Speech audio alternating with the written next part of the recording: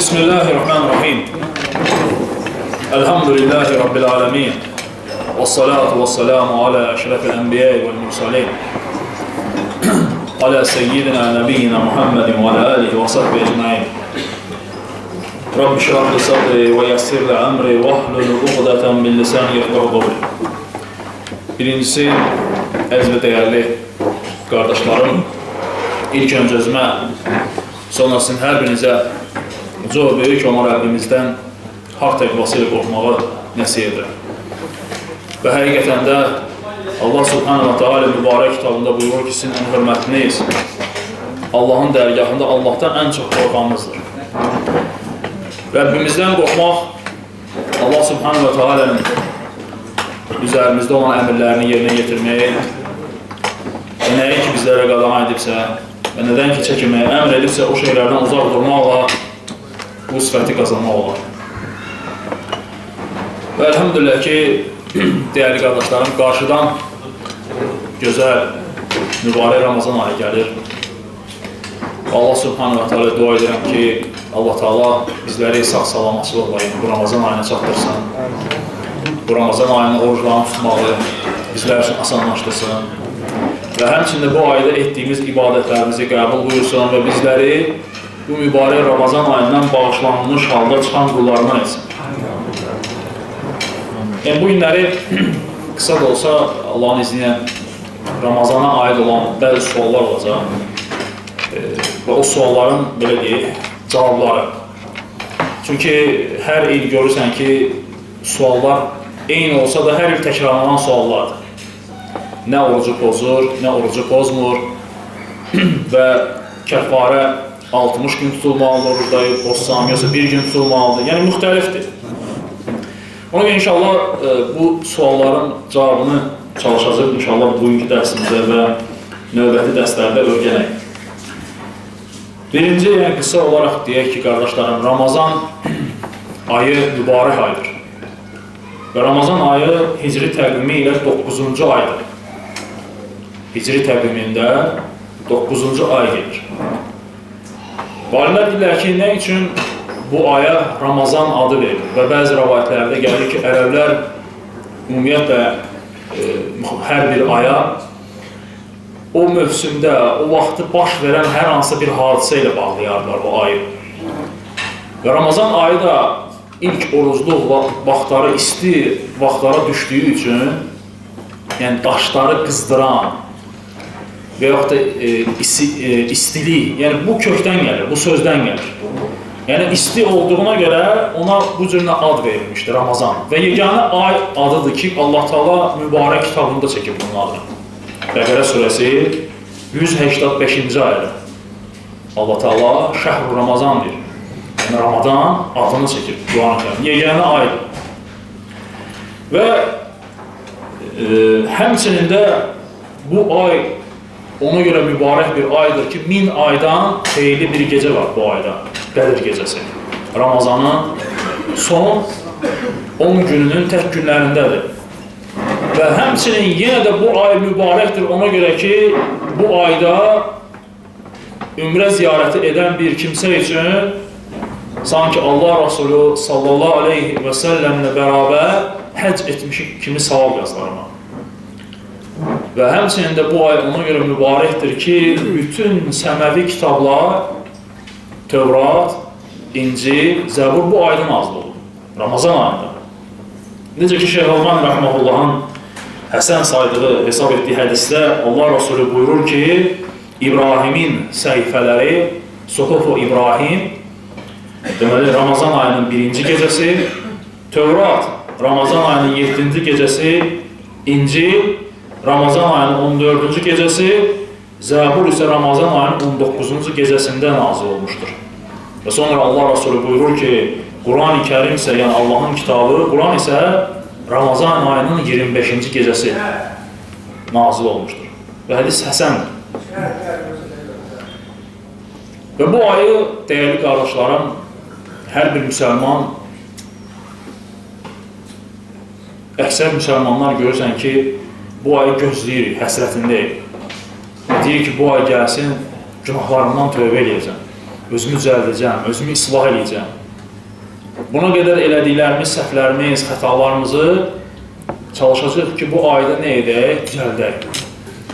Lakin Allah Taala bizdən əmr edir bizə ki, bu aya daxil olduğumuz zaman tövbə ilə, səlim qəlblə, Allahdan bağışlanma diləyərək daxil olaq bu aya. Təmizlənmiş halda daxil olaq bu aya. Və Allah Subhanahu wa Taala bizlərə əmr edir ki, bu ayda oruç tutun və orucu da kamil şəkildə, gözəl bir şəkildə tutmaq lazım. Allahın və onun Rəsulunun əmr etdiyi şəkildə.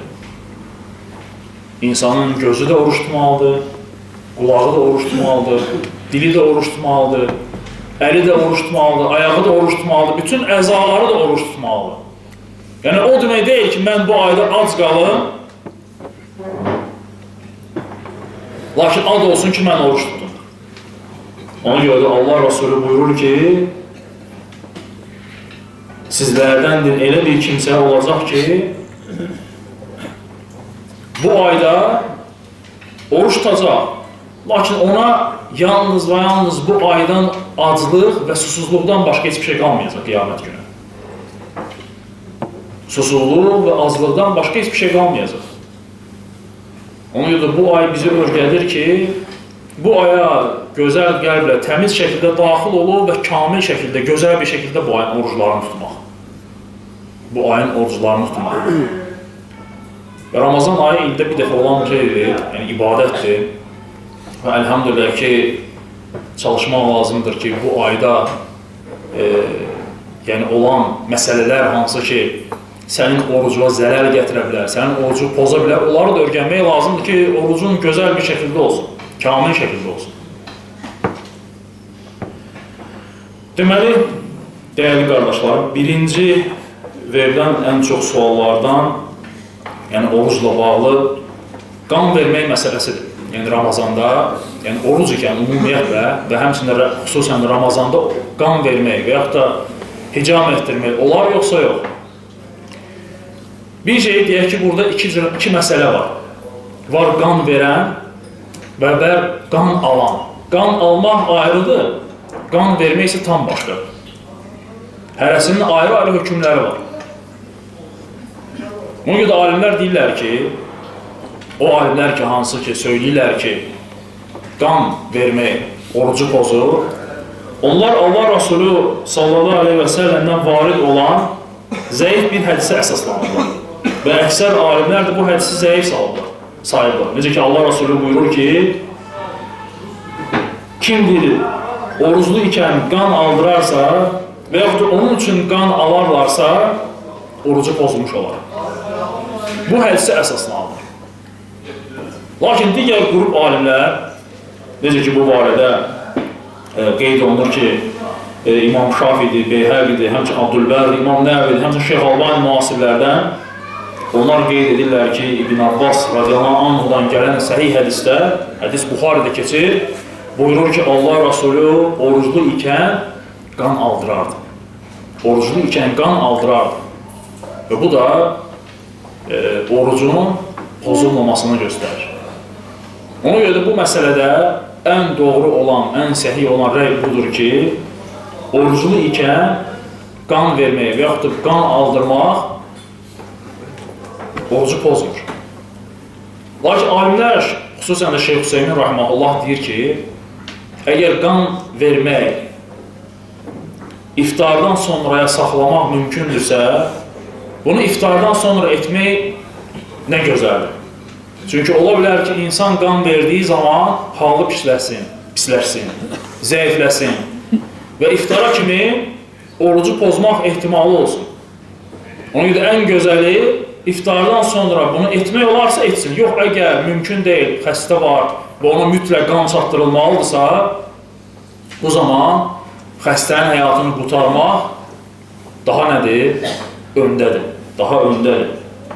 Və həmçində digər hədislərdə, necə ki, sahabələrdən gəlib ki, onlar deyirlər ki, Ənəs ibn Məlik xüsusən də deyir ki, deməli, biz deyir, oruclu ikən qan aldırardıq və bu bizim orucumuzu heç bir xələl, heç bir zərər gətirməzdir. Və başqa bir rəvayətdə gəlib ki, qan aldırmaq oruc vaxtı orucu heç bir halda pozmur. Heç bir halda pozmur. İkinci məsələyə gəldikdə isə qan almaq məsələsinə, kimə ki, məsəl üçün, orucdur və ona ehtiyac var ki, qan köçürülsün bədəndən. Və alimlər burada deyirlər ki, qan insanın bədəndən köçürülürsə, oruc pozulur. Oruc pozulur. Yəni, məsələ aydın oldu. Bir var qan vermək, bir də var ki, özvə, məsəl üçün, damarlara və s. qan vurursan.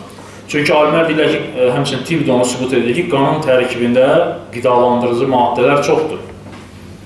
Ona görə kim ki, özünə qan vurdurursa, onun orucu pozulur.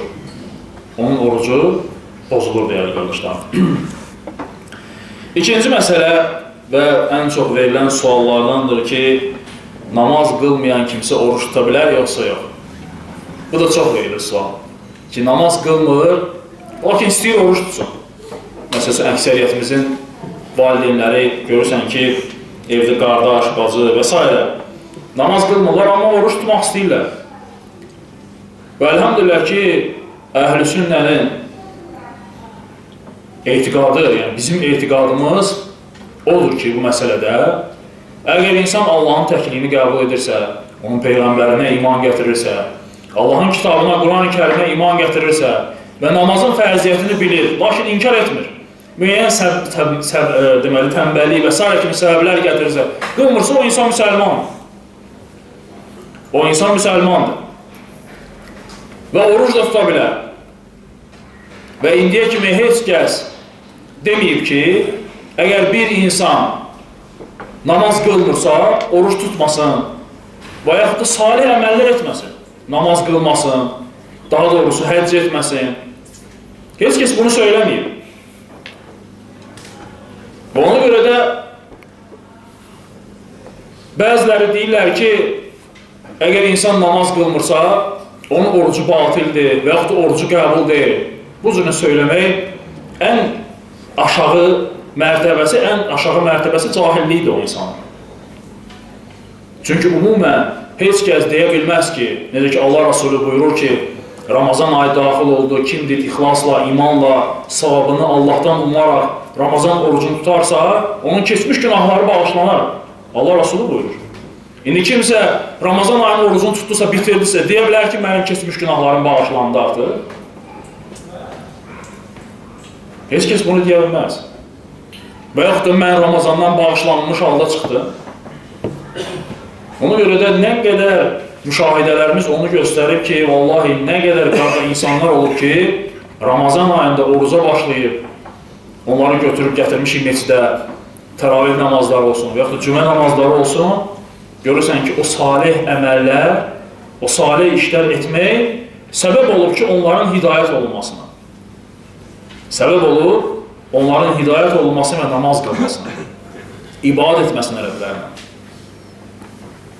Ona görə də, əgər bir insan söylədiyimiz kimi ibadət əhli deyilsə, oruç tutmaq istəyirsə və yaxud da həcc etmək istəyirsə, digər salih əməllər etmək istəyirsə, ona heç bir şəkildə maneçilik törətmək olmaz. Əksinə, onu daha da bu işə həvəsləndirmək, rəğbətləndirmək lazımdır. Və ona ən əsası niyyəti izah etmək lazımdır ki, sən bu orucu tutursansa Allah üçün tutmalısan. Arıqlamaq üçün yox, idman üçün yox. Ki, insan öz niyyətini düzəltsin. Hətta ibadət əhlinin içərisində var. Nə qədər görürsən ki, oruç tutur, amma bilmir hansı niyyətlə tutur. Deyir ki, arıqlamaq üçün tuturam. Və yaxud da deyir idmandır da, namaz qılır, deyir idmandır. Namaz qılır illərlə, deyir idmandır. O qədər eləncə insanlar, müsəlmanlar var.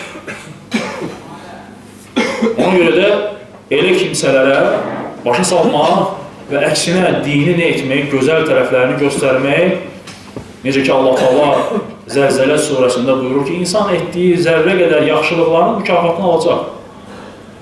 O etdiyi o salih əməllərinə görə də insan mükafat savab qazanacaq və həmçinin də etdiyi pisliklərə görə zərrə qədər olsa da belə insan Rəbbi qarşısında cavab verəcəkdir. Həmçinin növbəti əziz qardaşlarım, sual, yəni orucluqla bağlı verilən suallardandır. Bu da mühümdür və hər bir kəsin diqqətlə dinlənməsi tövsiyə olunur. Yəni, orucu nə pozur? Və həmçinin də oruc pozulandan sonra onun üçün hansı kəffarələr şəriət əmr edir? Oruc bir gün tutulmalıdır, yoxsa 60 gün tutulmalıdır və haçan 60 gün tutulur, haçan bir gün tutulur?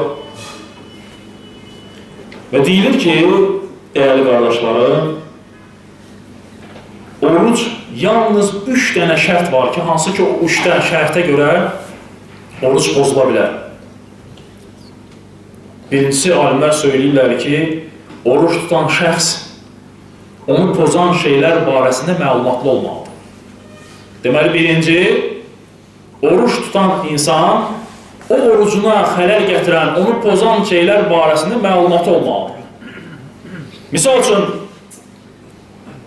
insan var, oruç tutur və vitamin vurur bədənə. Lakin o vitaminlərin onun orucunu pozmaması haqqında heç bir məlumatı yoxdur. Bu zaman onun orucu səhidir. Bu zaman onun orucu səhidir və dəlil olaraq da Allah Resulü Əbu Hureyra radiyallahu anh'dan gələn hədisdə sallallahu aleyhi ve sellem buyurur ki, Allah deyir, mənə görə ümmətimi səhvən, unutqanlıqdan və yaxud da məcburiyyət qarşısında qalaraq etdiyi günahları Allah Teala bağışlayır. Ona görə də ən birinci şərt odur ki, oruç tutan şəxs onun orucunu pozan şeylər barəsində məlumatı olmalıdır. Əgər insanın məlumatı yoxdursa, iğnə vurdursa vitamin və yaxud da başqa bir şeylər hansı ki, o orucu bilsə, bildiyi halda edərsə pozular. Bilmirsə, onun orucu səhiyyidir. Həmçinin ikincisi, alimlər söyləyirlər ki, dəyərli qardaşlarım, oruç tutmaq onun yadında olmalıdır. Yəni, oruç tutmağı onun yadında olur. Bu da Ramazanın ilk günlərində ən çox baş verir. İnsan unudur oruç tutduğunu. Görürsən ki, yemək yiyir və yaxud da su içir. Və yaxud da elə olur ki, səhər durub zaftırıq eləyirsən, birdən ayılırsan ki, subhanallah, mən bugün oruc idim. Ona görə Allah Rasulündən buyurur hədisdə, oruç tutan kəs, yemək, deməli, Peyğəmbər s.ə.v buyurur ki, oruç tutan şəxs unudub yeyərsə və yaxud da su içərsə, orucunu nə etsin? Tamamlasın. Çünki onu yedirdən də, içirdən də Allah subhanahu wa ta'alədir. Ona görə ikinci şərtimiz oldu ki, oruç tutmaq onun yadında olmalıdır. Mütləq. İnsanın beynində, ağlında olmalıdır və bilməlidir ki, sən oruçsan.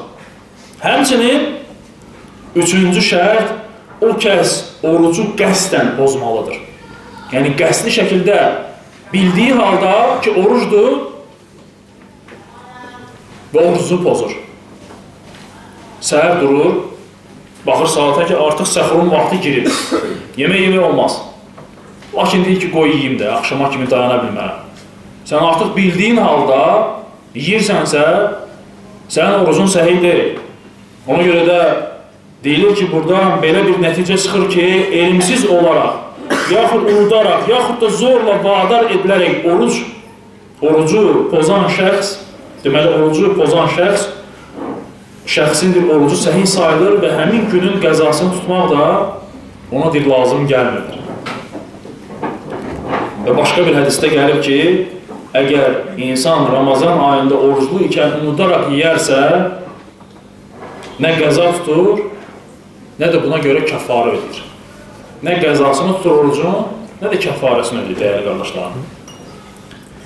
Həmçinin Həsən-ül Basri, həmçinin Mücahiddən, rahiməhullahdan gəlir ki, onlar deyərlər ki, unudaraq cinsi əlaqəyə girərsə belə, o heç bir kəffarə ödəmir. Yəni, oruclu olduğu, yəni ağlında olmayan bir kimsə, oruclu olduğu, ağlında olmayan bir kimsə, deməli, hətta Ramazan gündüzü, yəni oruc vaxtı yaxınlıq etsə də belə, yəni ağlında deyil, oruclu olduğu, onun orucu səhiydir və buna görə heç bir kəffarə də ödəmir. Buna görə heç bir kəffarə də ödəmir. İbn Qeym rahmehullah deyir ki, heç bir fikir ayrılığı yoxdur ki, bilə-bilə yemək və içmək orucu pozur. Ramazanın gündüzü yemək yeyən kimsə böyük bir günah etmişdir. Buna görə tövbə etməsi lazımdır.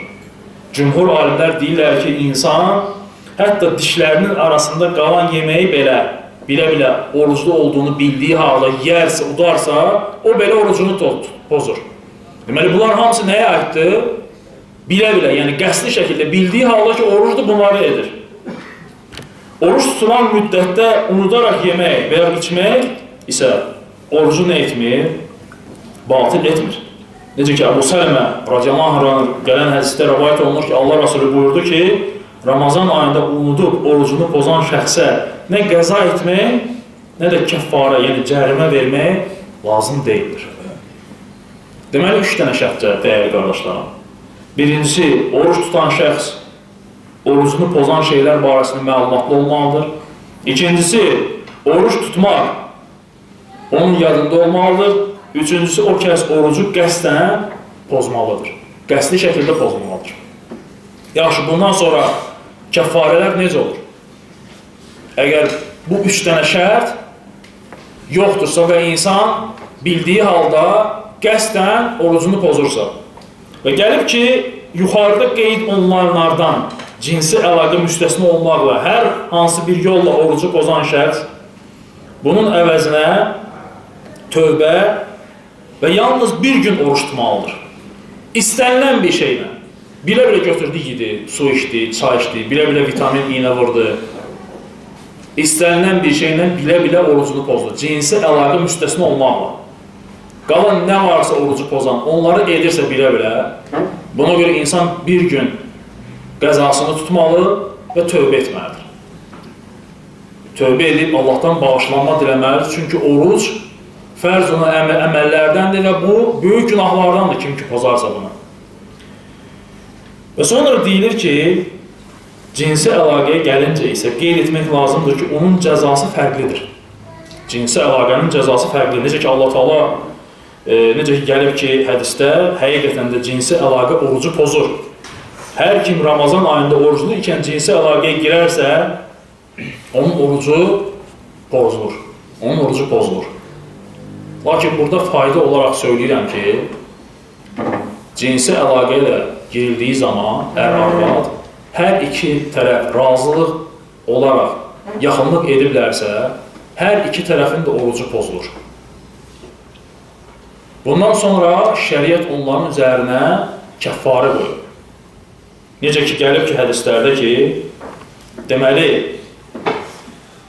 fərqi yoxdur. Alimlər söyləyirlər ki, fərqi yoxdur. Məni ifraz olunub və yaxud da ifraz olunmayıb. Hər iki tərəfdə razılığı ilə bu hal baş veribsə, cinsi əlaqəyə girilibsə, buna görə hər iki tərəf tövbə etməli. Həm bir gün, həmin o günün qəzasını tutur, həm də kəffarə olaraq qul azad edir. Bu da mümkün deyil bu günləri. Bu da olunmadıqda 60 gün ardıcıl oruç tutulmalı. Əgər 60 gündə oruç tutmaq bacarmırsa, 60 dənə kasıbı gidizdirir. Deməli, həmin gün etdiyi bu əmələ görə tövbə edirlər. Həmin günü bir gün tutur qəzasını. Ondan sonra qul azad etmək, əgər bu yoxdursa, 60 gün dal-balal orucdur. Bunu da bacarmırsa, 60 dənə kasıbı yedizdirməkdir. Bu şəriətin qoyduğu kəffarədir. Cinsi əlaqəyə görə. Söylədiyimiz kimi, hər iki tərəfin razılığı ilə baş verirsə, hər iki tərəf də tutur. Yox, əgər bir tərəf istəməyibsə, digər tərəf istəyibsə, olunubsa, istəməyən tərəfin üzərindən bu götürülür. İstəməyən tərəfin üzərindən bu götürülür. Ona heç bir cəza tətbiq olunmur. Lakin kim ki ona məcbur edibsə, onun üzərindədir. Çünki necə ki hədisdə buyurulduğu kimi Allah Rasulü buyurur ki, ümmətimin səhvən, unutqanlıqdan və yaxud da məcburiyyət qarşısında qalaraq etdiyi günahları mənə görə nədir?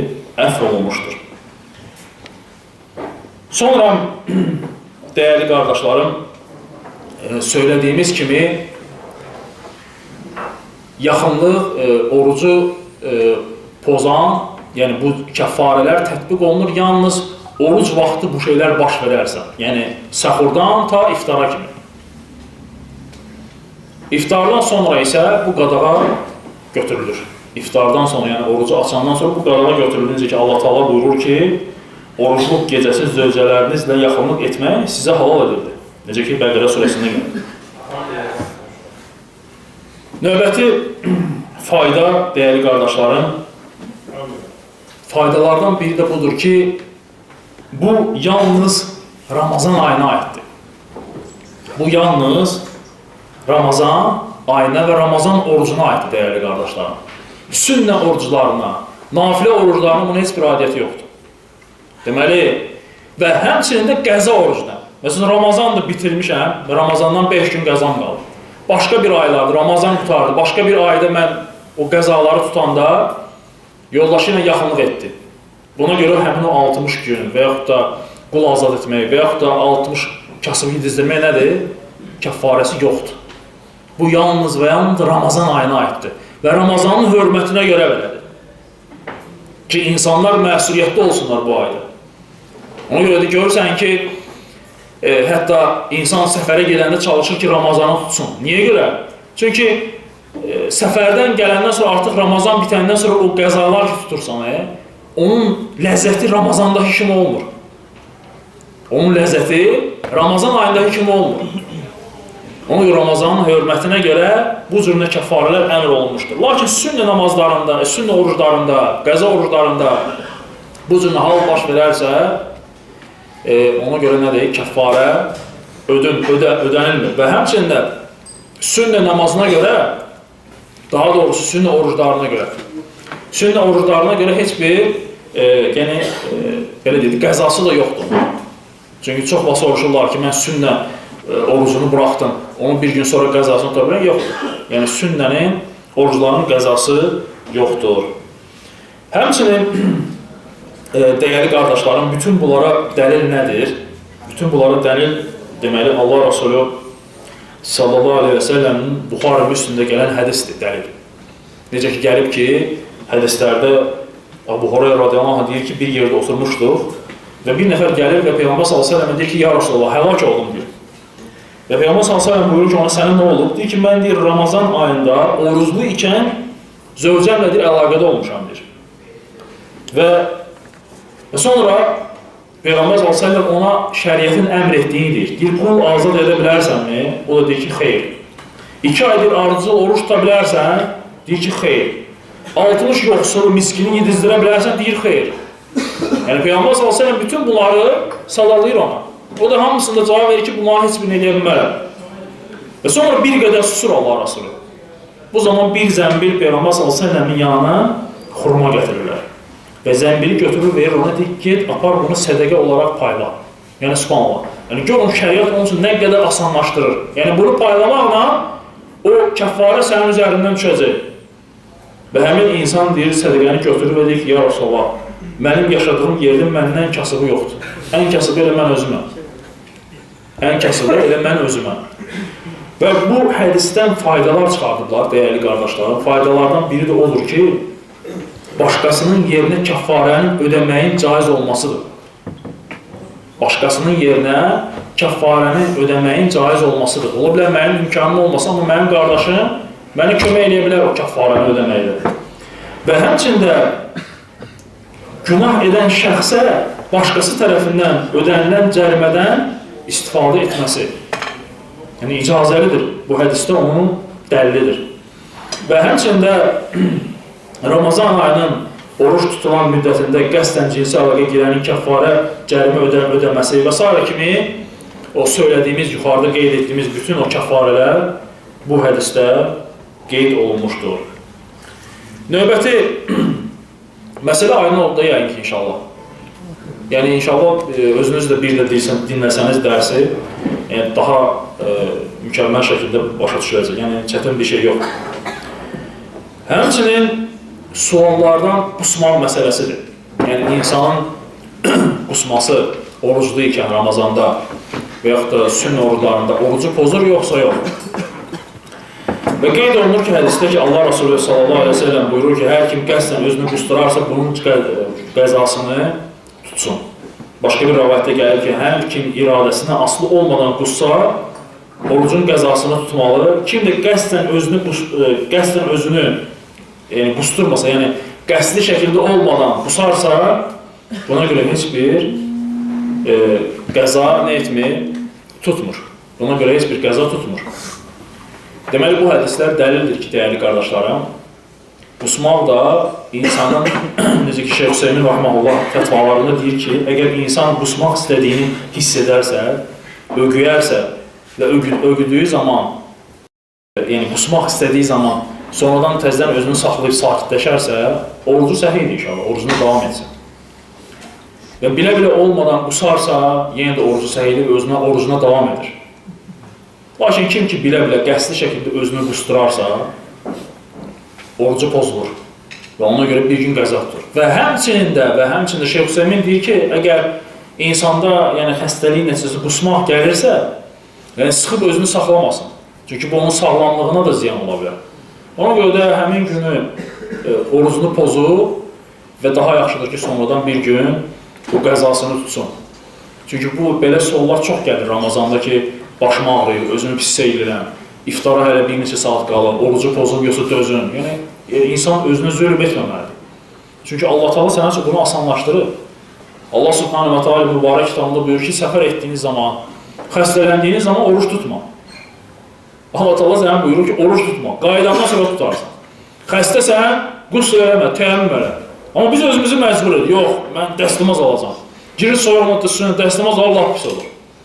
Və yaxud da məcbur baş ağrılarını dözə ki, mən iftara kimi dözməliyəm. Elə eləmək olmaz axı. Şəriət səni asanlaşdırıb, sən özün üçün çətinləşdirirsən. Və deyir ki, İbn Munzir Rahiməhullah icma kitabında gətirir ki, alimlər ittifaq ediblər ki, bilə-bilə özünü qusturan orucu pozulur.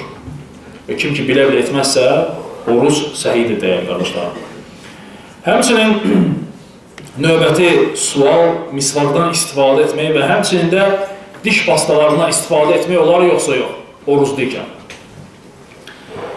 Və cavabında Amr ibn Rabiya radiyallahu anh deyir ki, Allah Resulü sallallahu aleyhi ve sellem oruclu ola misvaqla dişlərini təmizlədiyini dəfələrlə görmüşəm. Dəfələrlə Allah Resulünün misvaqla dişlərini təmizlədiyini oruclu ikən görmüşəm. Və sonra alimlər deyirlər ki, əgər misvaq, yəni bilirsiniz ki, əraq ağacındandır, yəni budağındandır, əgər onun tərkibi limon tərkiblidirsə və yaxud da mentol tərkiblidirsə, onlardan istifadə etməyin. Yəni onlardan istifadə etməyin. Sadə olan misvaqlar varsa, həmin o misvaqlardan istifadə etmək olar. Və onun suyu da orucu pozmur. Həmçinin də diş pastası. Səhər tezdən dişləri yumaqda heç bir problem yoxdur. Sözsüz ki, ehtiyatını güdərək o şeyi udmamaq şərti ilə misvaqdan, həmçinin diş pastalarından istifadə etmək orucu pozmur dəyərli qardaşlarım. Həmçinin növbəti sual, deməli dəyərli qardaşlarım, bu da heyz və nifas qanıdır qadınlarda və həmçinin də cünub olmaq.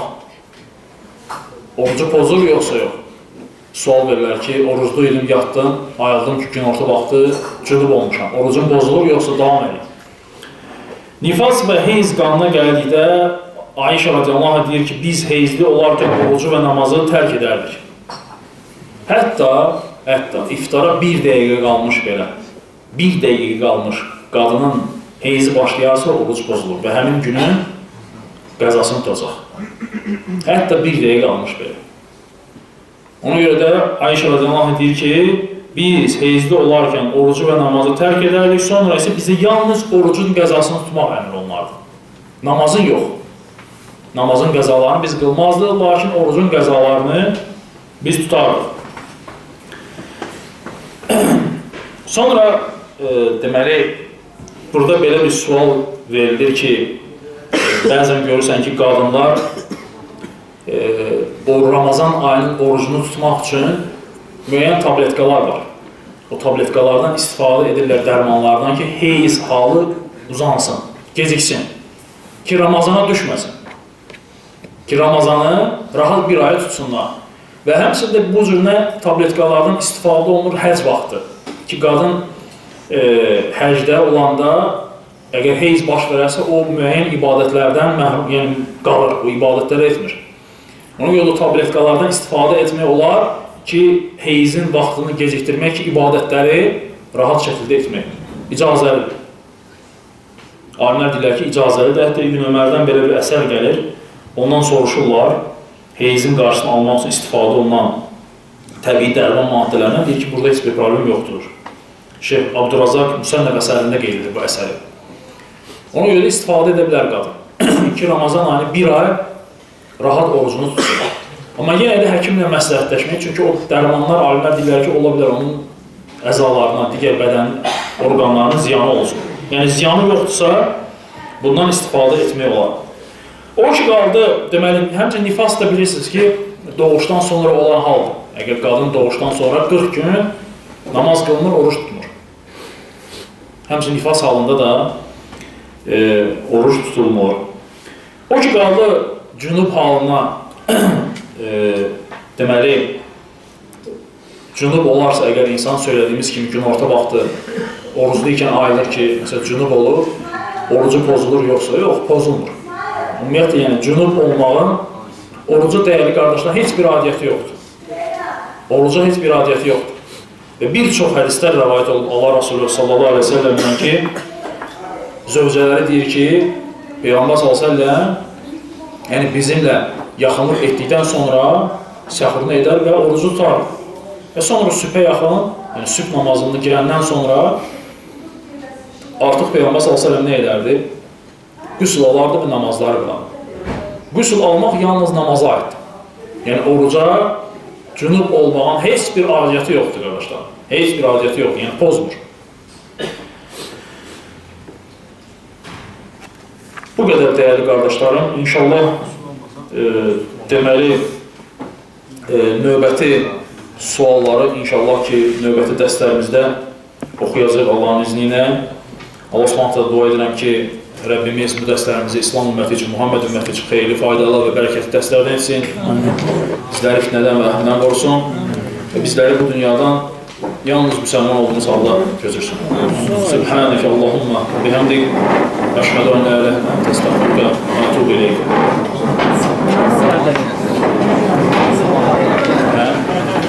Qardaşlar, dərs inşallah sabah olacaq Allahın izni ilə. Gələrsin.